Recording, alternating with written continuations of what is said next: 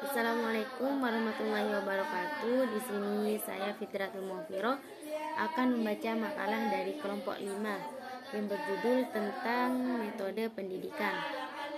Baiklah, di sini pengertian metode pendidikan. Secara etimologi, kata metode berasal dari bahasa Yunani. Secara etimologi bahasa, kata metode berasal dari dua suku perkataan, yaitu meta dan hodos. Meta artinya melalui atau melewati, dan hodos berarti jalan atau cara. Dalam bahasa Arab, metode dikenal dengan istilah thoriqoh yang berarti langkah-langkah strategis yang untuk dipersiapkan untuk melakukan suatu pekerjaan. Sedangkan dalam bahasa Inggris, metode disebut method yang berarti cara dalam bahasa Indonesia.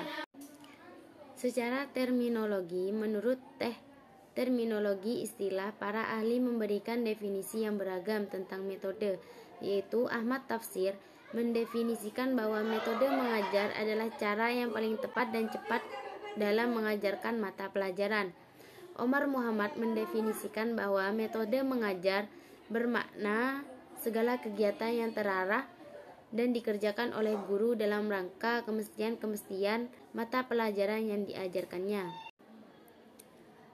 Ciri-ciri perkembangan muridnya dan suasana alam sekitarnya, dan tujuan menolong murid-muridnya untuk mencapai proses belajar yang diinginkan dan perubahan yang dikehendaki pada tingkah laku mereka. Abu Ahmadi mendefinisikan bahwa metode adalah suatu pengetahuan tentang cara-cara mengajar yang dipergunakan oleh seorang guru atau instruktur. Dari beberapa pendapat di atas dapat disimpulkan bahwa metode adalah kesepakatan jalan atau cara yang digunakan pendidik dalam proses pembelajaran agar serta pendidik bisa mencapai tujuan pembelajaran dan kompetensi tertentu. Berikut adalah ayat-ayat tentang metode pendidikan, yaitu surah Al-Imran ayat 159, yang artinya, maka disebabkan rahmat dari Allah lah kamu berlaku lemah lembut terhadap mereka.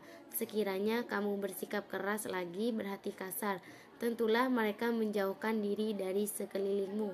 Karena itu maafkanlah mereka, mohonkanlah ampun bagi mereka, dan musyawarahlah dengan mereka dalam urusan itu. Kemudian apabila kamu telah membulatkan tekad, maka bertawakallah kepada Allah. Sesungguhnya Allah menyukai orang-orang yang bertawakal kepadanya. Muhammad Quraisy Shihab di dalam tafsirnya Al-Misbah menyatakan bahwa ayat ini diberikan Allah kepada Nabi Muhammad untuk menuntun dan membimbingnya, sambil menyebutkan sikap lemah lembut Nabi pada kaum muslimin, khususnya mereka yang telah melakukan pelanggaran dan kesalahan dalam perang Uhud itu. Sebenarnya cukup banyak hal dalam peristiwa perang Uhud yang dapat mengandung emosi manusia untuk marah.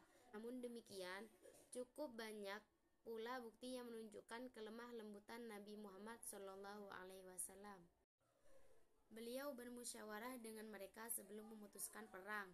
Beliau menerima usukan mayoritas mereka.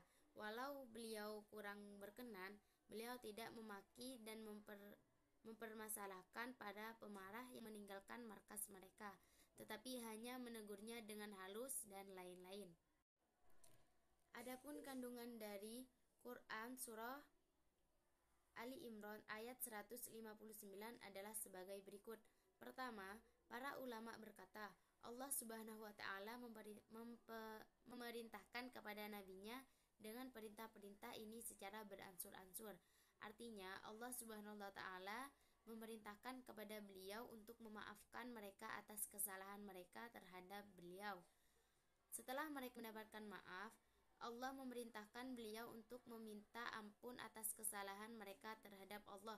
Setelah mereka mendapatkan hal ini, maka mereka pantas untuk diajak bermusyawarah dalam segala perkara. Terima kasih, sekian dari saya. Itulah makalah dari kelompok 5 dalam tema metode pendidikan. Wassalamualaikum warahmatullahi wabarakatuh.